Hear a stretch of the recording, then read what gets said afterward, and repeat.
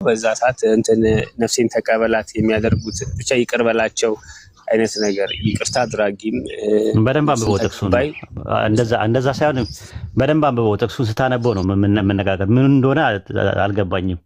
በደንብ ካላነበብከው ዝም ብሎ ብሬኖሽ አድርገው ሲነግሯችሁ ብሬኖሽ ሆናችሁ አትምጡ እኔ ጋር። ምንድነው ማድረግ ያለባችሁ? ጥቅሱን በትክክል አንብቡት አይልም እንደዛ። በደንብ ይኸው ተረጋግታ ሀቢቢ ጥቅሱን አንብብልኝ። እሺ አንድ ጊዜ ስክሪንሾት ላድርገው ለራስ ያንብቡልህ። ስክሪንሾት አይደለም ያንብቡልህ የሚችሉ ሰዎች ኤቨር ትችላለህ። አንብብልህ ታውጣለት ያንብብልህ ቁጥሩን ይንገርህና ያንብብልህ። እንደዛ አይደለም ሐዋርያ ሥራ ምዕራፍ 7 ከቁጥር 59 ጀምሮ። እሺ እንደዚህ ይላል። እስጢፋኖስ ጌታ እሺ መክፈት አልችልም ላንብበው እንደዚህ። ኦኬ አንብብለት። እሺ እስጢፋኖስም ጌታ ኢየሱስ ሆይ ነፍሴን ተቀበል ብሎ ሲጣራ ይወግሩት ነበር። ተንበርክኮም ጌታ ሆይ ይህን ኃጢአት አትቅጠርባቸው ብሎ በታላቅ ድምፅ ጮኸ። ይህንም ብሎ አንቀላፋ። ሳውልም በእርሱ መገደል ተስማምቶ ነበረ ይላል። አዎ ስለዚህ አሁን ምንድነው የትኛው ነው ጥያቄ? ማለት ስለ ነፍስ የሚያወራ ላይ ነው የፈለከው? የሚሰሩትን አያውቁምና አትቆጠርባቸው ቢለውን ነው የፈለከው? የትኛውን ነው የፈለከው? ሁለቱንም ነው ማለት የመጀመሪያ ነፍስ ተቀበላት የተለያዩ አውዶች ናቸው። ነፍስ ተቀበላት የሚለውን በሌላ አብራራለሁ። መጀመሪያ እንትን የሚለውን የትኛውን ነው የፈለከው? ተራ በተራ በቃ አሁን ይመለካል የሚለውን ይኸውልህ ሁለት የተለያዩ ነገሮች ናቸው። ሁለት የተለያዩ ነገሮች ናቸው። መጀመሪያ የሚሰሩትን አያውቁምና ምን የሚለውን እስቲ አንብብ። የምታነበው የ1954 አይደለም የምታነበው ኤቨር ለአንብበው 59 የ1954 አይደለም እያነበብከ ያለው ሌላ ቨርዥን ነው እያነበብከለት ያለው። ኦልራይት እስቲ ቆይ ሌላኛው ልክፈትና ደግሞ ላንብብ እስኪ በሌላኛው ቨርዥን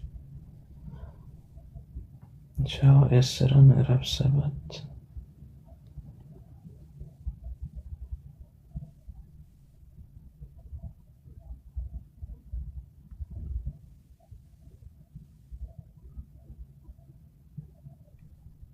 አይ ቲንክ ነገር ያለው እንደዚህ ነው። እስኪ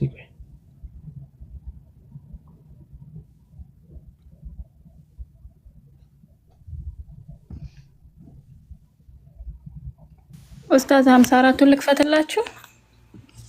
54 አይደለም እንትን ያለው ለዛ ነው። ምክንያቱም ጥያቄ ያለው እንደዚህማ ከሆነ ወዲያው ተመለሰ። እነሱ በ1954 ባመጡበት ሁለቱንም አባባሎች ናቸው ማየት ያለብን። ሁለት አባባሎች ናቸው፣ የተለያየ አባባሎች ናቸው ያሉት። እነዛ ሁለቱንም ካላወቅን አርጊመንታችን አላወቅን። ጥቅሱ በደንብ መጀመሪያ መነበብ አለበት። ጥቅሱን በትክክል አይደለም ብሬኖሽ አድርገው ነው የሚያነቡት ሲያነቡ ማለት ነው። ተመልከት በደንብ ሀቢቢ በደንብ ተከታተለኝ። እስጢፋኖስም መጀመሪያ ማለት ነው እስጢፋኖስም ኢየሱስ ወይ ነፍሴን ተቀበል ወይም ውሰድ ሊወግሩት ብሎ ሲጣራ ይወግሩት ነበር ይላል። ይሄ ይፈታል ነፍሴን ውሰድ ወይም ተቀበል የሚለውን? አዎ አንደኛ ሁለት ምንም ነፍሴን ተቀበል ወይም ውሰድ የሚለው ነገር ምንም መውሰድ አምላክነትን አያሳይም።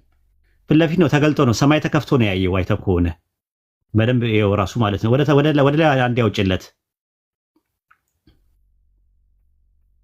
ቁጥር 55 ላይ ይታያል። መንፈስ ቅዱስም ተሞልቶ ወደ ሰማይ ትኩር ብሎ ሲመለከት የእግዚአብሔርን ክብር ኢየሱስን በእግዚአብሔር ቆሞ አየና አለ። ፊት ለፊት አየው ኢየሱስን። ከዛ ሲያየው ምን አለ? ከዛ ቁጥር እንትን ላይ እስጢፋኖስም ጌታ ኢየሱስ ሆይ ነፍሴን ተቀበል ወይም ውሰድ አለ። አሁን ነፍሱን መውሰድ ምንድነው ነው ጥያቄው። ፈጣሪ መሆኑን ያሳያል ወይ ነው ብለህ የምጠይቀው የምሞግተው የመጀመሪያ ሞግት። አዎ ካሉ ሉቃስ ወንጌል ምዕራፍ 12 ቁጥር 20 ላይ ተገባል። ሉቃስ ወንጌል ምዕራፍ 12 ቁጥር 20 እና 22 ላይ ተገባል። የሉቃስ ወንጌል ምዕራፍ 12 ቁጥር 20 እና 22 ላይ እግዚአብሔር ግን እንደዚህ ያለ አንቺ ነፍስ በዚህ ሌሊት ነፍስህን አንተ ሰነፍ በዚህ ሌሊት ነፍስህን ከአንተ ሊወስዷት ይፈልጓታል። እነማን እንደሆኑ ወሳጆቹ እናየዋለን። ይህ የሰበሰበከው ለማን ይሆናል አለው። ድሃው ሞተ፣ መላእክቱም ወደ አብርሃም እቅፍ ወሰዱት ይላል። እነማን ናቸው የወሰዱት ነፍስን? መላእክቶች። ስለዚህ መላእክቶቹ አምላክ ናቸው ወይ? አንደኛ መቃብያን ምዕራፍ 3 ቁጥር 38 ላይ መላእክቱም የጣሏቸውን ሰዎች ሲያዩ ተቀብለው ነፍሳቸው ይስሐቅ፣ አብርሃም፣ ያዕቆብ ወዳሉበት ወደ ገነት ወሰዷቸው ይላል። ስለዚህ ነፍስን መቀበል ተቀበለኝ ሲል ሲሞት ተቀበለኝ ነው። በቃ አቀባበል አድርግልኝ ነው ራሱ። አንደኛ ነገር መውሰድ በሚለው እንኳን ከወሰድከው ይሄው ይወስዳሉ መላእክት። ነገር ግን ነፍሴን ውሰድ ነው ያለው፣ ተቀበል ነው ያለው።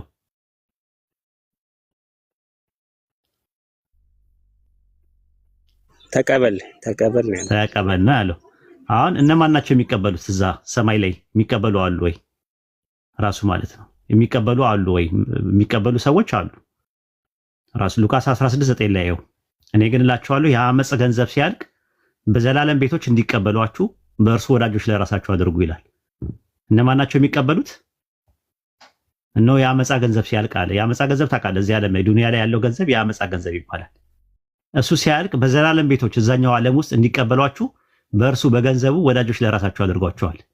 ለምሳሌ ምንድነው ሰደቃ ስታደርግ በእርሱ በገንዘቡ ሰደቃ ታደርግና ወዳጆች ታደርግና እዛኛው ቀድመው ከሞቱ አንተን ቀድመው ከሞቱ እነዛ ሰዎች ቀደም ብሎ ስለሄዱ አንተን ስትሄድ አንተን ይቀበሉሃል፣ ነፍስን ይቀበላሉ። በዘላለም ቤቶች እንዲቀበሏችሁ ይላል። ግልጽ ነው እዚህ ጋር። ኦኬ እነዚህ አሁን የሰጠ ከአንተ ቀድሞ ከሞቱ እነሱ ይቀበሏል፣ አቀባበል ያደርጉልሃል። ቢማዕና ማለት ነው አቀባበል። ነፍሴን ተቀበል ሲል ኢየሱስም ያንን ነው፣ የተለየ ነገር የለው። አይ መቀበል ማለት መውሰድ ማለት ነው ብሎ ከተረጎሙ አሁንም ችግር የለው።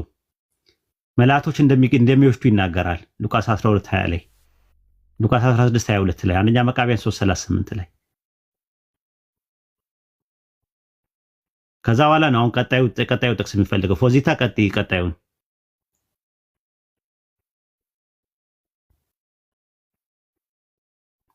ፎዚታ ቀጣይ ለጥቅሱን ቀጣዩ ማለት ነው። እና ብሬኖች ነው እኔ እንትኑን ስለማቀው ነው ድራማውን ፖለቲካውን ስለማቀው ሁለቱን ነገሮች አያይዘው ያመጡና ከዛ ስላምልኮ ብለው ነው። አሁን ቀጣዩ ነው። አሁን ኡስታዝ ምዕራፍ ስንት ነበር? ጠፋኝ። 7:59 አይደለ? 59 ነው 57 59 7:59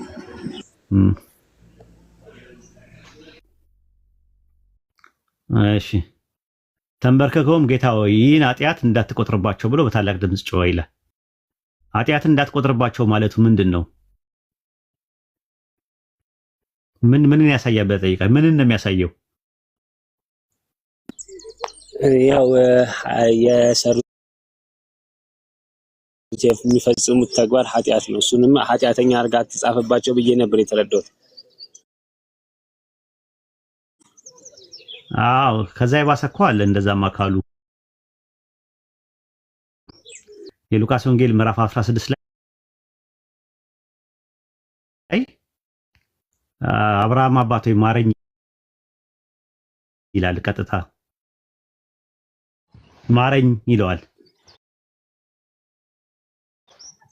እርሱም እየጮኸ አብርሃም አባቶ ማረኝ ይላል። ስለዚህ እየተመለከ ነው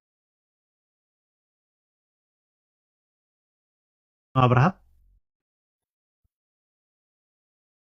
እንዴትስ ወደ ፍጡር ማረኝ ይባላል? ሲንተክስ ቢያገኟት ለኢየሱስ ቢሆን ኢየሱስ ሆይ ማረኝ የምትል ብታይ ወይ ኢየሱስ ሲመለክ አባቶ 3 ላይ ኃጢአታቸውን ይቅር ያላቸዋቸውና ይቅር ይባልላቸዋል።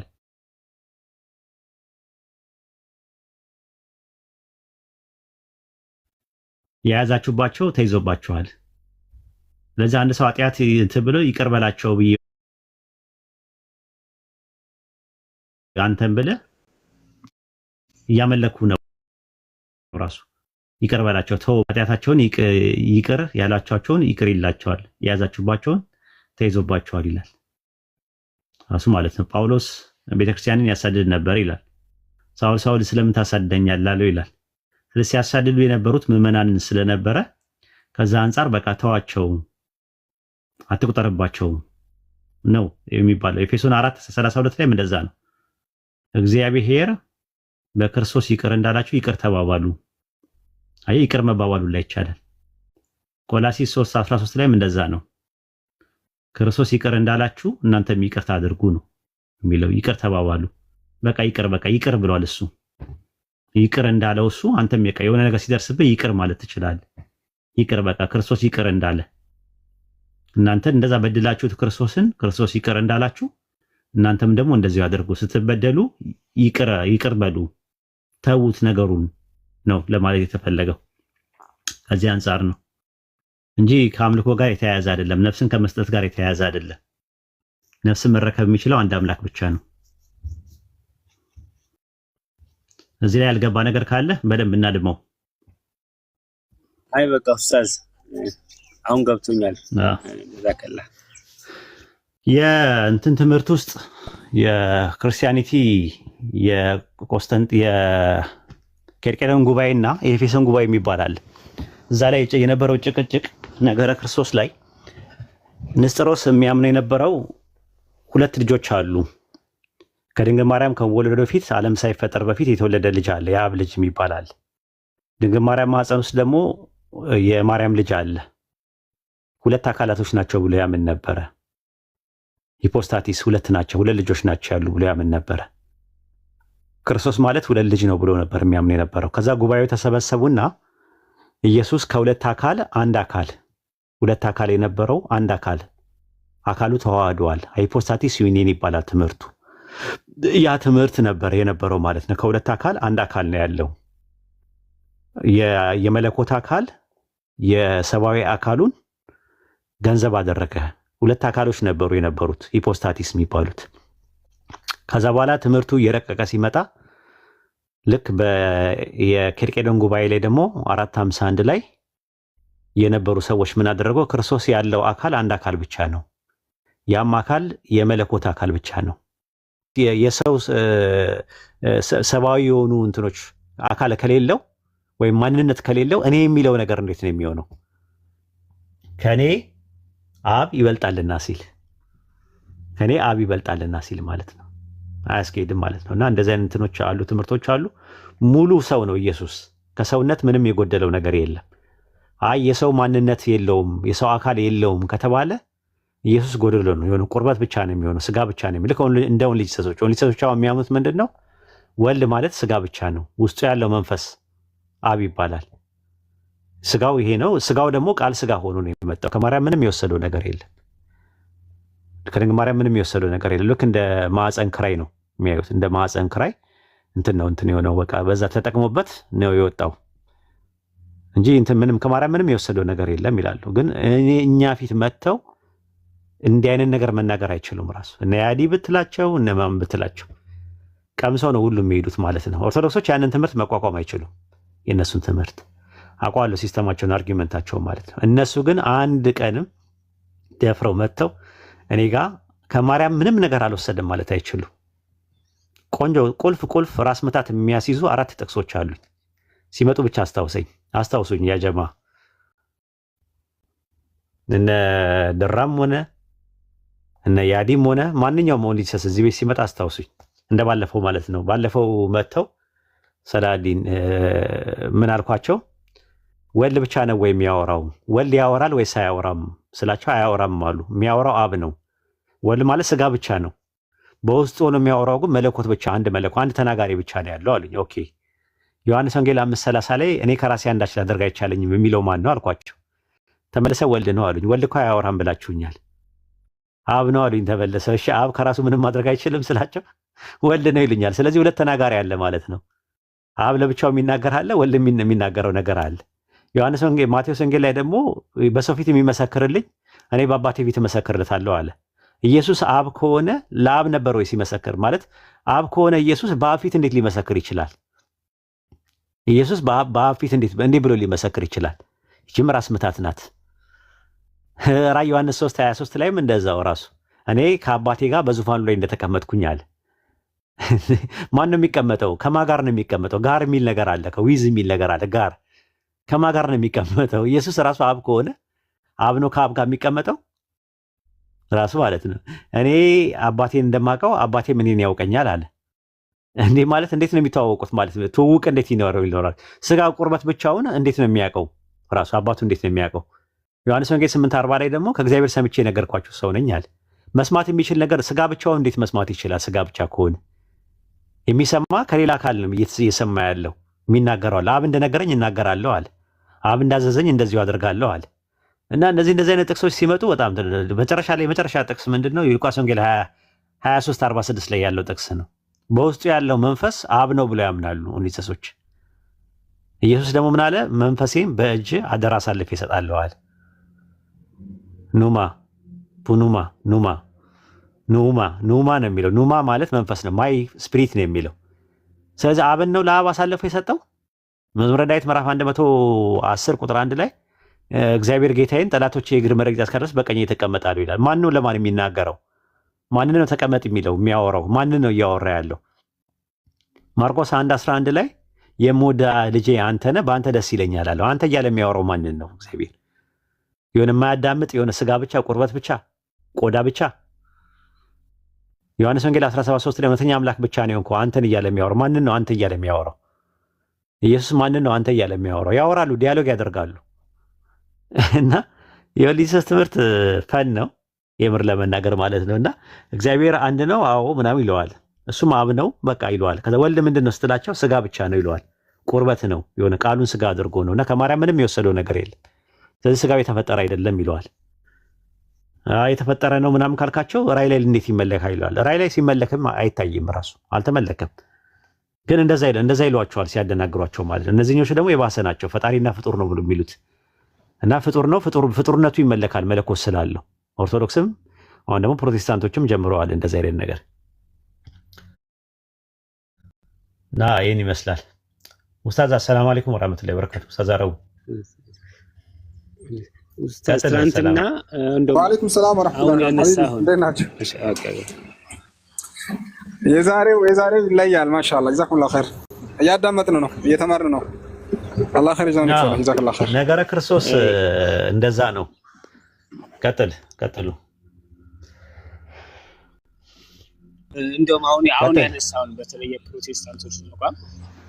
የፕሮቴስታንቶችን አቋም አሁን ያነሳውን ትናንትና እነዚህ የነያዲ በምትባል እሷ ቤት ገብቼ ነበር እና እያወራን ሙስሊሞች ስለ ኢየሱስ እንደኛ ሰው ነው ብላችሁ የምታምኑ ከሆነ አዎ እኛ አላህ ሱብሃነሁ ወተዓላ በተአምር የማርያምን እንቁላል ፈርትላይዝ እንዲሆን አድርጎ በዛ መንገድ ነው የተወለደው ብለን ነው የምናምነው ብዬ ተናገርኩና ፕሮቴስታንቶች ተመሳሳይ አንተ ያልከውን ሲል ነበር ማለት እንትን ባህሪን ነው እንጂ ፐርሰን አንድ ፐርሰን ያለው ዲቫይን ፐርሰን ብቻ ነው ሲል ጠይቄው ነበረ። ኢየሱስ የሚለው ስም የፐርሰን ስም ነው ወይስ የኢሴንሱ ነው ሲል የፐርሰን ነው። ኢየሱስ የተባለው ከማርያም የምትወልደው ልጅ ነው አይደለ ወይ አልኩት። ፕሮቴስታንቱ ኦርቶዶክስም ነበረ አዎ አለ። ታዲያ ያ ልጅ ከማርያም እንቁላል የተገኘ ነው ወይስ አይደለም ስለው መመለስ ከበዳቸው። ሁለቱም መመለስ ከማርያም ከእንቁላሏ ካልመጣ ያን እንቁላልን ኢየሱስ ምንለው ከሆነ ሰዋዊ ፐርሰንን እንዴት ነው ሰውነቱን ፐርሰን ማንለው ባህሪን ብቻ ወሰደ ምንለው እያልኩ ስጠይቃቸው ነበር። ሐዋርያቶችም ሲጠይቋቸው ነበር እና ከማርያም ዘር ተካፈለ ካሉ በኋላ ዘሩ ነው ሰው የሆነው ያን ሰው ደግሞ ኢየሱስ ተብሎ ፐርሰናል ስም ከተሰጠው ሰዋዊ ፐርሰን አይደለም ማለት አይከብድም? ትንሽ ግራ የተጋባ ትምህርት ነው። አዎ ሉቃስ ወንጌል ዘፍጥረት ምዕራፍ 2 ቁጥር 22 እና 23ን በደንብ የያዘው ሁልጊዜ እግዚአብሔር አምላክም ከአዳም የወሰዳትን አንዲት አጥንት ሴት አድርጎ ሰራት፣ ወደ አዳምም አመጣት። አዳምም አለ ይቺ አጥንት ከአጥንቴ ስጋዬ ከስጋ ናትና ከወንድ ተገኝታለችና ይላል። አሁን የተገኘችው አጥንት ነው የወሰደው። አጥንት ወስዶ ግን የሰው ማንነት የላትም። የሰው ማንነት የላትም ወይ? ምንነት ብቻ ነው ያላት? አላት። ከየት ነው የተገኘው? ምንነቷም ከየት ነው የተገኘው? ከአዳም ማለት ነው። ከአዳም ነው የተገኘው። የሉቃስ ወንጌል ምዕራፍ 1 ቁጥር 43 ላይ ምንድነው የሚለው? አንቺ የተባረክሽ ነሽ የማዕፀንሽን ፍሬ ምን ያለ ነው ይላል። የተባረከ ነው ይላል። የማዕፀኗ ፍሬ ማን ነው? ኢየሱስ ነው። ፍሬ ነው ራሱ እንቁላል ነው። ራሱ እንቁላሉ ፍሬ ነው የሚለው እንቁላሉን ነው ፍሬ የሚለው። ፍሬ የሚለው እንቁላሉን ነው። እንቁላሉ ግን ምን የለውም ሲፈጠር ስፐርም የለውም። ልዩነቱ እሱ ነው። በቁርአን ላይም እንደዛ ነው የሚናገረው። ሱረቱል አሊ ኢምራን ምዕራፍ 3 ቁጥር 36 ላይ እርሷንና ዝርያዋን ይሄ ክሮሞዞኑን ከተረገመው ሰይጣን በአንተ ጠብቃለሁ አለ። ዘር ነው፣ የማርያም ዘር ነው። ያ ዘር ግን ምን የለውም ስፐርም ሴል የለውም። ከመርየም ነው የተገኘው ራሱ ማለት ከመርየም ነው የተገኘው። አደምን እንደፈጠረ ማነው ሐዋን ከአደም ሲፈጥር ምንም አይነት ዘር የለውም። የወንድም የሴትም ዘርም የለውም። እንደውም እሱ የሚገርመው እሱ ነው። አጥንቱን ነው ሰው ያደረገው። ስለዚህ እንቁላሉን ሰው ማድረግ ችሏል። ማንነትም ምንነትም ያለበት ማለት ነው። በነገራችን ላይ አቃኒም የሚባል ትምህርት አለ። ምናልባት ሰምተህ እንደሆነ አላውቅም። አቃኒም ማለት አብ ወልድ መንፈስ ቅዱስ 3 አቃኒም ነው ያላቸው። ሃይማኖተ አበው ምዕራፍ 13 ቁጥር 6 ላይ ያው የእግዚአብሔር አቃኒም ስሞች ናቸው። አቃኒም ማለት በግዕዝ ነው። ቆኖማ ማለት ነው በአርማይስጥ። ኡቅኑም ከሚል ነው ከአረብኛ ቃል የመጣው። ኡቅኑም ማለት ሂፖስታቲስ ማለት ነው። ሂፖስታቲስ ምንለው ማለት ነው። አካላት 3 ሂፖስታቲሶች አሉ። ሂፖስታቲስ ይባላል በግሪክ ማለት ነው። ሂፖስታቲስ ወይም ሃይፖስታቲስ ይባላል። ሃይማኖተ አበው ምዕራፍ 13 ቁጥር 6 ላይ እግዚአብሔር 3 አቃኒሞች አሉት ነው የሚለው። የእግዚአብሔር አቃኒም ስሞች ናቸው፣ ስሞቹ አቃኒም ናቸው። የአቃኒም ትርጓሜው ምን ማለት ነው አለ? አካል ማለት ነው ብሎ ነው ያስቀመጠው ሃይማኖተ አበው ላይ ማለት ነው። ከዚህ የተነሳ ኢየሱስ የኦሪየንታል ኦርቶዶክሶች ትምህርት ሃይማኖተ አበው ምዕራፍ 94 ቁጥር 13 ላይ ከሁለት ባህሪ አንድ ባህሪ፣ ከሁለት አካል አንድ አካል ሆነ ብሎ ነው ኦርቶዶክሶች የሚያምኑት። በኤፌሶን ጉባኤ ውስጥ አካል ሲባል እኔ የሚለው ማንነት ነው እንጂ የሆነ ቁርበትና ቅርፊት ሼሉ አይደለም። ራሱ እንትን ላይ ስትመለከተው ሃይማኖተ አበው ምዕራፍ 13 ቁጥር 8 ላይ በመለኮት የአካል አራተኛ የባህሪ ሁለተኛ የተጨመረ አይደለም አለ። ራሱ ማለት አካሉ ከአካሉ ጋር ተዋህዷል፣ ባህሪው ከባህሪው ጋር ተዋህዷል ብሎ ነው የሚያምኑት ተዋህዶ የሚባሉት ሚያፊዚስ የሚባሉት። አሁን ግን ቲክቶክ ላይ እንዳለ ኦርቶዶክሶቹ በአጠቃላይ አንድ ሰው ነው መጥቶ የበከላቸው። አንድ ቀን አይናችሁ ይገለጣል፣ አንድ ቀን አይናችሁ ይገለጣል። እኔ ለዲያቆን በረከት አዝመራው ራሱ ነግሬያቸዋለሁ። እየጠጡ ያሉት እየተመገቡ ያሉት የምስራቅ ኦርቶዶክስን ትምህርት ነው። ከሌ የሚያስተምረው ትምህርት ይሄን ነው ብዬ ተናግሬያለሁ። አይታወቃቸውም። ስቲል ነው እየነቁ አይደለም። ራሱ የምስራቅ ኦርቶዶክስን ትምህርት እንዳለ አድርገው ነው እንትን የሚሉት።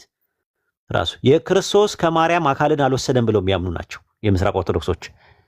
ዲያፊዚስ ናቸው። ኢየሱስ አንድ ፐርሰን ነው፣ አንድ አካል ነው ያለው፣ ዲቫይን ፐርሰን ብቻ ነው። ከማርያም የወሰደው ባህሪም ብቻ ነው፣ አካልን አልወሰደም ብለው የሚያምኑ ሰዎች ናቸው። እንዳለ እንትን ብሎ ማለት ነው። ነግራቸዋለሁ። ለዲያቆን በረከት አዝመራው በደንብ ነው የነገርኳቸው። ትምህርታችሁ ወደ ምስራቅ ኦርቶዶክስ እየሄደ ነው፣ እንዲህ ብላችሁ ነው ወይ የምታምኑ ስላቸው፣ ነው እሳቸው ከሁለት አካል አንድ አካል፣ ከሁለት ባህሪ አንድ ባህሪ ብለው ነው የሚያምኑት። የኢትዮጵያ ኦርቶዶክስ ተዋሕዶ ቤተክርስቲያን የግብፅ፣ የሶሪያ፣ የአርመን እና የህንድ ኦሪየንታል የሚባሉ ቸርቾች እህታማቾች የሚባሉት በኒቅያ ጉባኤ ላይ የተወገዙት በዲዮስቆሮስ የተነሳ የተወገዙት ትምህርታቸው ሚያ ፊዚስ የሚባለው ትምህርት ነው። ሚያ ማለት አንድ ማለት ነው። ፊዚስ ማለት ባህሪ ነው። ምንታዊ አይደለም፣ ተዋህዶ የሚል ነው ትምህርት ያላቸው። የምስራቅ ኦርቶዶክሶች የሚባሉት ግሪክ፣ ሩሲያ፣ ሰርቢያ፣ ቡልጋሪያ፣ ሮማኒያ የመሳሰሉ በአጠቃላይ የሚያስተምሩት ልክ እንደ ካቶሊክ ሁለት ባህሪ ነው የሚያስተምሩት። ምንታዊ ነው፣ ዲያፊዚስ ነው የሚያስተምሩት። አሁን ምን እያደረጓቸው ነው ያሉት? ኢየሱስ አንድ አካል ነው ያለው። ከማርያም ያመጣውን አካል አዲስ ትምህርት ነው። እንደውም ከምስራቅ ኦርቶዶክስም ለየት ይላል። የነዚህ ደግሞ አንድ አካል ነው ያለው። ከማርያም የወሰደው ምንም አካል የለም። ከማርያም የወሰደውን ባህሪ በባህሪው ላይ ኮምፖስት አደረገው፣ ተዋሃደ ብሎ ነው የሚያምኑ። እነዛ ደግሞ ሁለት ባህሪ ነው፣ በአንድ አካል ውስጥ ሁለት ባህሪ ነው ያለው። የመጀመሪያ የነበረውን የኤፌሶንን ጉባኤ የነበረውን እንትን ሽረውት ማለት ነው፣ የኬልቄዶን ጉባኤ ማለት ነው። ስለዚህ እየጠጡ ያሉት ያንን ነው ራሱ ማለት ነው። የምስራቅ የኦሪየንታል ኦርቶዶክሶች የሚያምኑት እንደኛ እንደ ሙስሊሞች ነው። እኛ ሙስሊሞች ከማርያም የወሰደው ኢየሱስ ባህሪም ብቻ አይደለም አካልንም ጭምር ነው የሚወሰደው። ራሱ ኢየሱስ ሙሉ የሰው ማንነትም ምንነትም አለው። የምስራቅ ኦርቶዶክሶች፣ ፕሮቴስታንት እና የካቶሊክ የሚያምኑት ኢየሱስ ከማርያም የወሰደው አካልን ሳይሆን ባህሪም ብቻ ነው። የሰው አካል የለውም፣ የሰው ባህሪ ብቻ ነው ያለው ብሎ ነው ያምኑ። እንደዛ ከሆነ ጎደሎ ነው ኢየሱስ፣ ሙሉ ሰው አይደለም፣ ፍጹም ሰው የሚባለው ትምህርት ልክ አይደለም። እና ኦርቶዶክሶች ዌክ አፕ፣ ንቁ። ቲክቶክ ላይ ያለው ሰው የሚያስተምራችሁ ትምህርት መሬት ላይ ካለው ኦርቶዶክስ ጋር የተለየ ነው። እኔ ስንቴ ልናገር ይህንን ማለት አዳዲስ ትምህርት ነው እያመጡባቸው ያለዎች። በመጽሐፍ ቤት ውስጥ አልገቡም፣ በጉባኤ ቤት ውስጥ አላለፉም። ንባብ ቤት እንኳን ምንም የሚያውቁት ነገር የለም። ራሱ ዲያቆን ያልነበሩ፣ ትምህርት ያልተማሩ፣ ውዳሴ ማርያምን በግዕዝ የማያውቁ፣ ግዕዝ ማንበብ ምን እንደሆነ እንኳን የሚወርደውን የሚጠብቀውን የሚላለውን እንኳን አይደለም ግዕዝ አካባቢ ይፈሩታል ራሱ ግዕዝን። እንዲህ አይነት ሰዎች ናቸው የተቆጣጠሩት፣ ቲክቶክ ላይ መጥተው የተቆጣጠሩት፣ ምንም እውቀት የሌላቸው። የውጭ መጽሐፍ ያነባሉ። የሚያነቡት የማንን ነው? የምስራቅ ኦርቶዶክስን። የምስራቅ ኦርቶዶክስን ትምህርት አጥንተው ምን ብለው ምናምን የእሱን አርጊመንት ነው የሚጠቀሙት ለፕሮቴስታንት።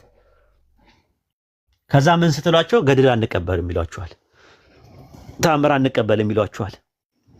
አይ ሊሳሳት ይችላል፣ የሃይማኖት መከራከሪያ አይሆንም ይሏቸዋል። አንድ ሰው ገድል ሳያምን ተአምር ሳያምን ድርሳን ሳያምን ኦርቶዶክስ መሆን ይችላል? አዎ ይችላል ይላሉ እነዚህኞቹ። መሬት ላይ ያሉት ደግሞ ነው አትችልም፣ ከቤተክርስቲያን ትባረራል። በመቋሚያ ነው የሚቀጠቅጡ፣ በመቋሚያ ነው በነጸናጸል ጭንቅላት የሚፈነክትህ። እንዲህ አይነት ነገር የለም። በመቋሚያ ያንጎራድደዋል። እስቲ ገድልና ተአምር አልቀበልም ብለህ ቤተክርስቲያን ውስጥ ግባና እስቲ ቁጭ በል። ገድልና ተአምር አልቀበልም ድርሳን አልቀበልም ብለህ ቁጭ ብለህ እስቲ እንትን በል። የለም እንደዚያ በመቋሚያ ነው የሚያንቆራጥጡ። በጸናጽል ነው ጭንቅላትን የሚፈነክቱ ራሱ ማለት ነው። አይሸውዷችሁ። ሁለት እምነት የለም። ከዛ በኋላ ኦርቶዶክስ ከሆንክ በኋላ ከተጠመክ በኋላ ገድል ላይ ጥያቄ ቢኖርብህ በቃ ትውጣታለህ እንጂ መውጣት አትችልም። መጀመሪያ ጥያቄ እንዲበል ስለ ገድል ጥያቄ ያለን ስትላቸው አይ ስለ ገድል የሃይማኖት መከራከሪያ አይደለም ጥያቄ ነው ያለን። ክርክር ውስጥ ምን አስገባን? በዶግማ እንወያያለን፣ ችግር የለውም ለክርክር። ግን ጥያቄ ያለን ገድል ላይ ጥያቄ ያለ አይ ገድል አይነካ፣ ሊሳሳት ይችላል። ገድል በገድል ማመን ግዴታ አይደለም። አንድ ሰው ኦርቶዶክስ ለመሆን ገድል ይሄን ጌታ መጣችሁት። የምስራቅ ኦርቶዶክስ ትምህርት ነው እየጠጡ ያሉት እና ይሄን ይመስላል ሰላዬ። አዎ ኡስታዝ፣ ሌላው እንትን አሁን ያልከውን ነገር በጣም የገረመኝ ትምህርት እነዚህ ኦንሊ ጂሰሶች ማርያም በቃ እናቱ ልክ እንደ እንጀራ እናቱ ናት አለች በድፍረት። ልክ ዮሴፍ የእንጀራ አባት እንደሚባለው የእንጀራ ነው። በዚህ ድረስ ይርቃሉ ማለት ነው ኦንሊ ጂሰሶች። ማህፀን ተከራይቶ ነው ያለው። ልክ እንደዛ ነው አለ። ልክ እንደዛ ነው ያለችኝ። አዎ እናቱ ናት። አዎ እናቱ ናት። ግን እናቱ ሲባል ባዮሎጂካል አይደለችም። ኢየሱስም አባቱ ተብሎ የለ እንዴ? ራሱ የዳዊት ልጅ የአብርሃም ልጅ ተብሏል። ግን የአብርሃም ልጅ የዳዊት ልጅ ተቆጥረው ዮሴፍ ጋር ነው የሚያቆመው። ሉቃስ ማቴዎስ 1 ላይ ኢየሱስ ማርያም የዳዊት ዘር ናት የሚል አለ ባይብል ላይ። ቻሌንጅ የሚያደርገው እሱን ነው አለ። ማርያም የዳዊት ዘር ናት የሚል የለም። የዳዊት ዘር ማን ነው? ማርያም ናት? ዮሴፍ ነው? የዮሴፍ ልጅ ተብሏል ኢየሱስ። አዎ የዮሴፍ ልጅ ተብሏል ኢየሱስ። የዮሴፍም ልጅ ተብሏል ኢየሱስ። ግን ሊትራሊ አይደለም። አይሁዶች ባህል አላቸው፣ በእንጀራ አባት ዘር የመቁጠር ባህል አላቸው። ባህል ነው ሲሉ እንደዚህ አይነት ባህል አላቸው። አባት አይደለማ።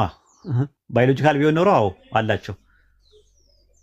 አይ እኮ በእንጀራ አባት የመቁጠር ባህል አላቸው።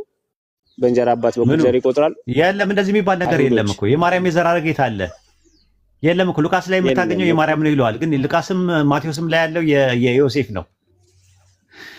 ስለዚህ የዳዊት ዘር የሚባለው እኮ ሳክስ ነው ማለት ነው። የዳዊት ዘር አንድ ጥያቄ ጠይቀህ ዘሩባቤል የሚባል ሰው ታውቃለህ? ስሙን ታውቃለህ? ዘሩባቤል ማለት ነው ማለት የቃሉን ትርጉም የሚነግረኝ ሰው አለ እዚህ ጋር ጎበዝ የሆነ ሰው።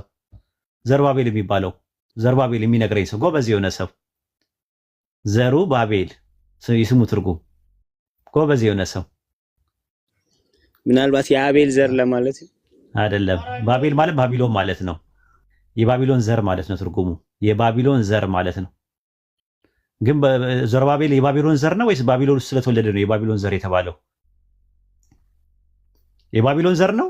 ኢራቃዊ ነው ነው እስራኤላዊ ነው ዘሩባቤል ብለህ ብትጠየቅ ምንድን ነው መልስ?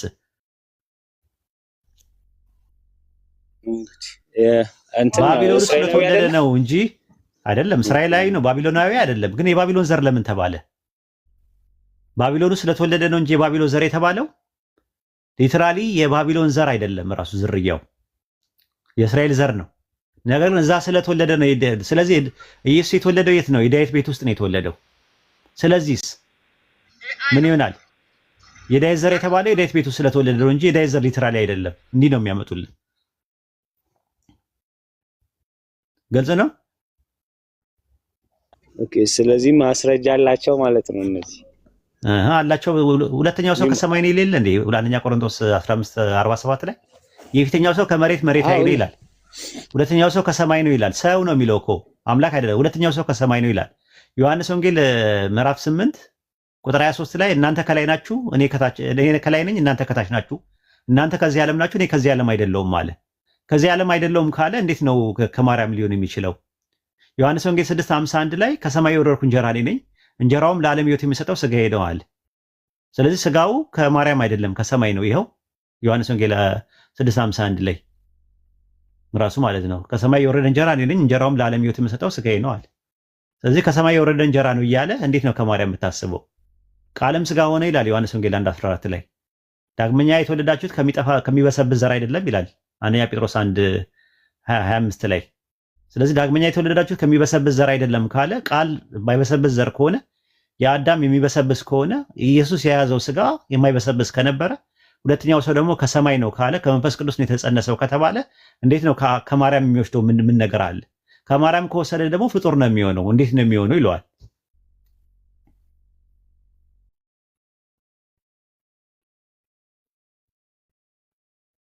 ግልጽ ነው ግልጽ ነው። ግን እኮ የነሱም ከስላሴ አማኞች ያልተናነሰ ውዝግብ ነው። መልስ ያስፈልጋል። ከማርያም ይወሰድ ከማርያም ሉቃስ 1:31 ላይ ተጸነሰ ነው የሚለው። ከእርሷ የተጸነሰው ከመንፈስ ቅዱስ ነውና ይላል። ጽንሱ መንፈስ ቅዱስ ነው፣ የመንፈስ ቅዱስ ጽንስ ነው።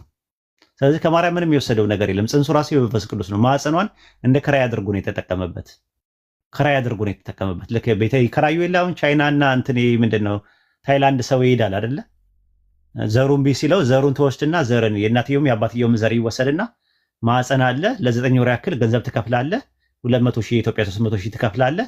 200,000 300,000 ከተከፈልክ በኋላ እዛ ውስጥ ትሄዳለህ። እሷ ትወልዳለች። አቅፈህ ልጅህን ይዘህ ትመጣለህ። ከዛ ልጁ የማን ነው? የእሷ ነው ወይስ የማን ነው? ባዮሎጂካሊ ስለወለደችው የዛችኛውም ነው። ታይላንድ ያለችውም ልጇም ነው። ግን ስለወለደችው ነው። ባዮሎጂካሊ ግን የማን ልጅ ናት? ራሱ ጄኔቲካሊ የባለ ዘሮቹ ማለት ነው። አዎ። እንደገና ደግሞ የአብ ልጅ እና የማርያም ልጅ እንትን ከተባሉ በሌላ አባባል ባልና ሚስት ነው የሚሆኑት።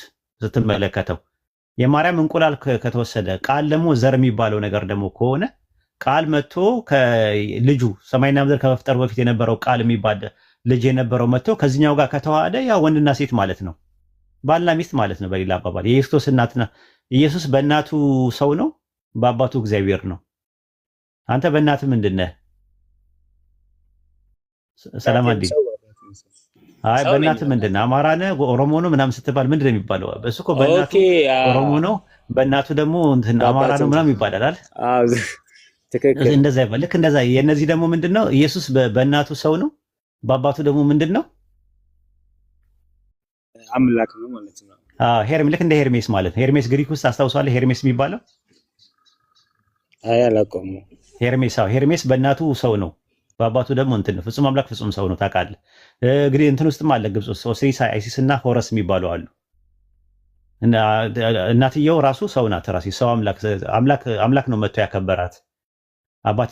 በአባቱ ምንድን ነው? በአባቱ አምላክ ነው፣ በእናቱ ሰው ነው። እንዲህ አይነት ትምህርቶች አሉ። እንዲህ አይነት ትምህርቶች ናቸው ያሉት እና የስላሴ አማንያን የሚያስተምሩ ትምህርት አንዱን ነው መምረጥ ያለባቸው። ኢየሱስ አምላክ ነው ካሉ አምላክም ሰውም ነው ካሉ ያ የአምላክ ልጅ የነበረው ዘር ወይም ቃል የሚባለው ነገር ድንግል ማርያም ማዕፀን ውስጥ ከነበረው እንቁላል ጋር አንድ ሆኗል ወይ? አዎ ካሉ እንግዲህ ምንድነው ልዩነቱ? ያው የሚለየው ነገር ምንድነው? ተራክቦ አለማድረጋቸው ነው፣ አንሶላ አለመጋፈፋቸው ነው እንጂ በተረፈ የአብ ልጅ የነበረው ከማርያም ልጅ ጋር በተዋህዶ አንድ ሆኗል። ከሁለት አካል አንድ አካል፣ ከሁለት ባህሪ አንድ ባህሪ፣ የመለኮት ባህሪና የሰው ባህሪ ሁለቱ ተገናኝተዋል፣ ተዋህደዋል። ያላ ጥራት ይገባ። በጣም ነው የሚዘገንነው። አልዘገነናችሁም?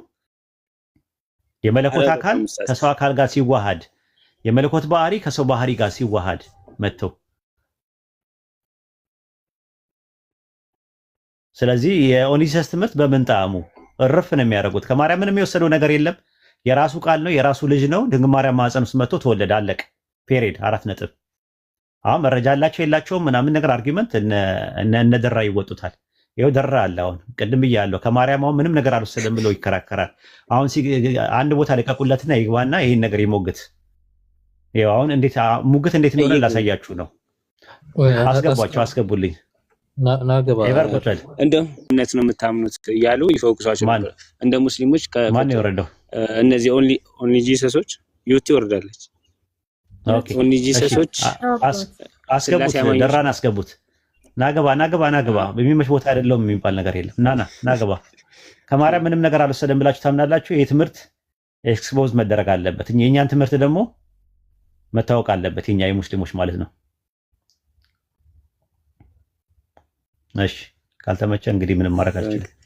እሺ ኡስታዝ እንትን ሌላ የመጨረሻ ጥያቄ ላድርገውና ስፔሻሊ እነዚህ ኦሪየንታል ኦርቶዶክስ አንድ ምንነት ነው ያለው የሚሉት ላይ አንድ ምንነት ካለ በኋላ ኢየሱስ አንድ ምንነት ካለ በኋላ ከዛ ድጋሚ ከአብ ጋር በምንነት አንድ ናቸው ማለት ይችላል። ምክንያቱም አንድ ምንነት የሚለው ከሁለት ባህሪ የተገኘ አንድ ባህሪ ነው። እሱም ስግው ከሚሉት ምንነት ነው።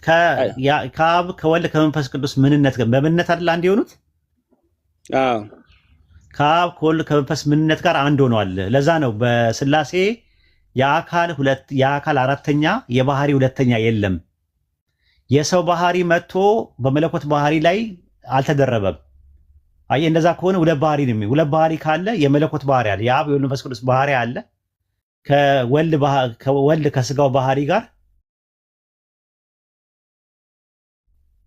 መጥቶ በአንድ አካል ውስጥ አለ ነው የምስራቅ ኦርቶዶክስ እና የካቶሊክ የፕሮቴስታንት ትምህርት። የኦሪየንታል ትምህርት ግን ምንድን ነው የሚሉት?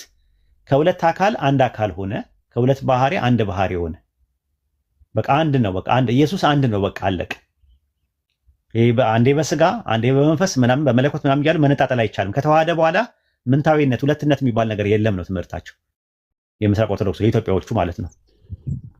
አዎ ጥያቄ ምን መሰለው ኡስታዝ፣ ይሄ አንዱ ምንነት ምንድን ነው ተብሎ ሲጠየቅ ስግው ቃል የሚባል ወይም ደግሞ መለኮትነት የተዋህዱበት ነው።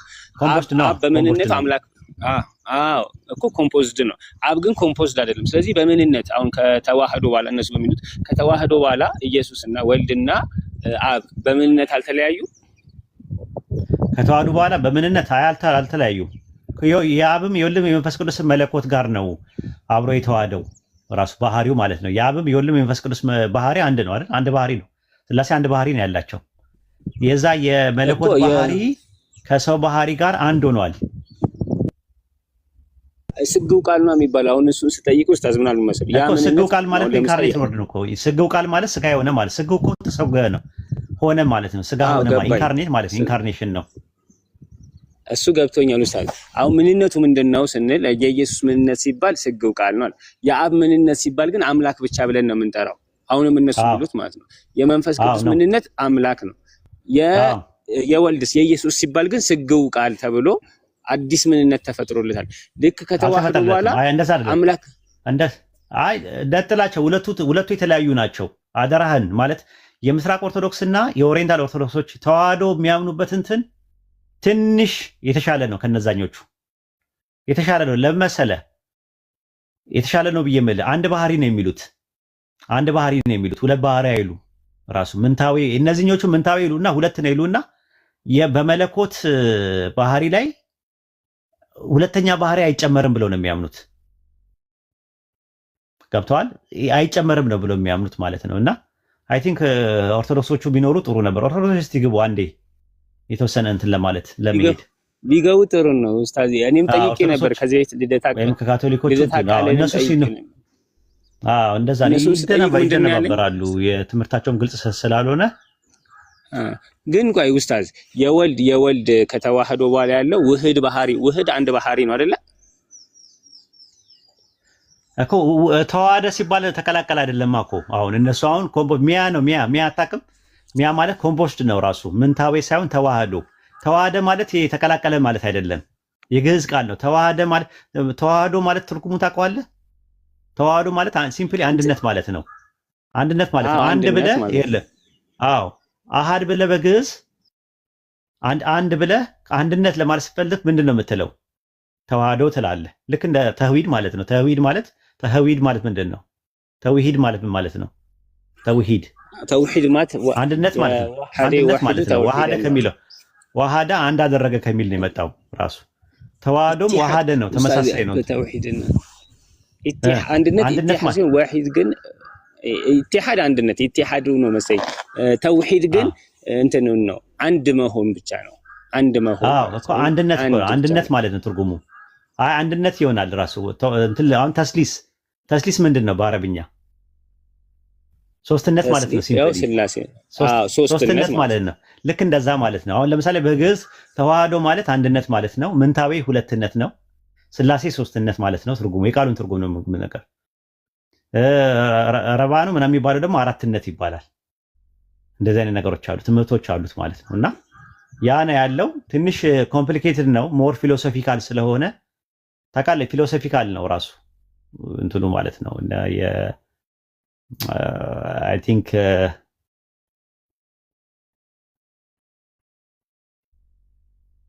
አዎ ዘ ዩዝድ ኢንኮንሲስተንስ ምንድነው ፊሎሶፊካል አስፔክት ይባላል። ኢንኮንሲስተንስ ምናምን የሚባል ነገር እንደዛ ፊሎሶፊካል አስፔክት ናቸው አስፔክታቸው የነሱ አስፔክት ማለት ነው እና ይከብዳል። ፍልስፍና ነው ፍልስፍና ይዘት ስላለው እንደ ፍልስፍና ነው የምታየው ማለት ነው እና ሞር እንትን ነው ያለው። በነገራችን ላይ ራስ ምታት ልልቀቅ ትፈልጋላችሁ? ራስ ምታት አጀንዳ እንስጥ ግድ ነው ሁላችሁም ያዙ ይሄንን ማለት ነው።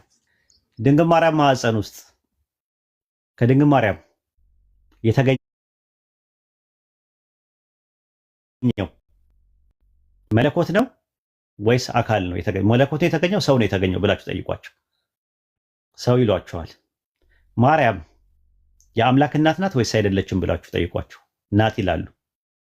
ማርያም የአምላክ የጸጋ እናት ናት ወይስ የባህሪ እናት ናት ብላችሁ ጠይቋቸው።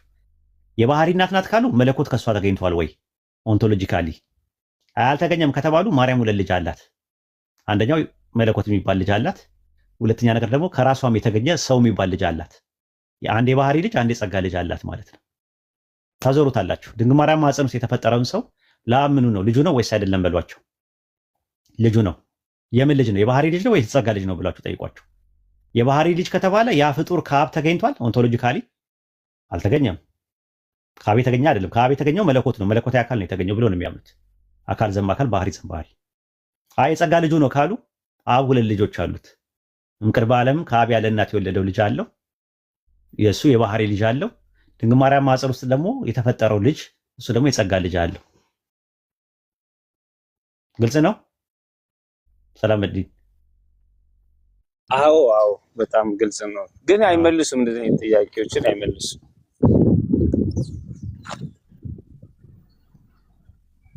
ገብቶ ቢመልሱ አሪፍ ነው።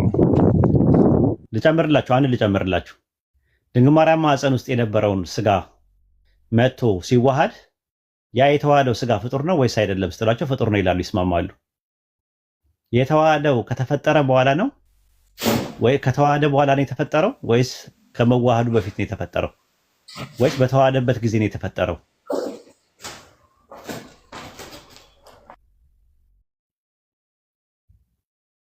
ግልጽ ነው። መለኮት መጥቶ ሲዋሃደው ስጋ የተፈጠረው መቼ ነው? ከመዋሃዱ በፊት ነው? በተዋሃደ ጊዜ ነው ወይስ ከተዋሃደ በኋላ ነው?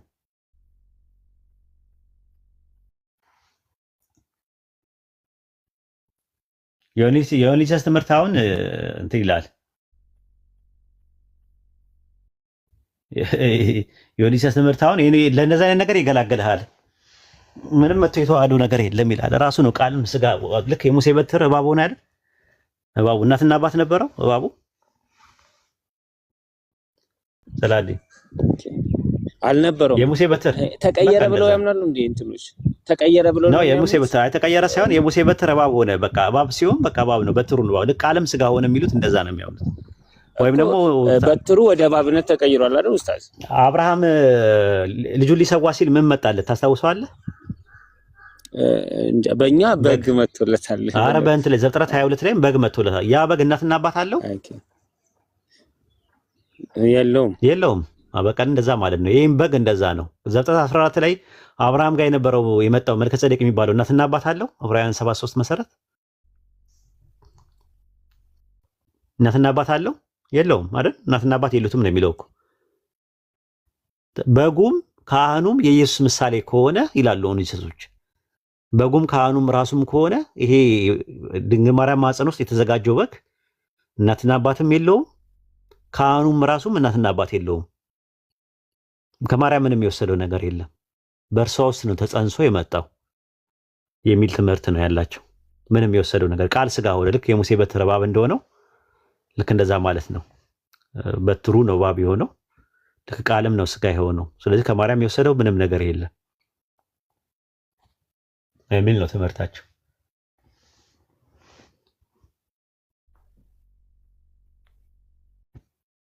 ጀዛከላ ኡስታዝ ሀይቀተን ብዙ ነገር ተምሬያለሁ። አላህ ኸይር ጀዛን ይክፈል። አሚን አሚን።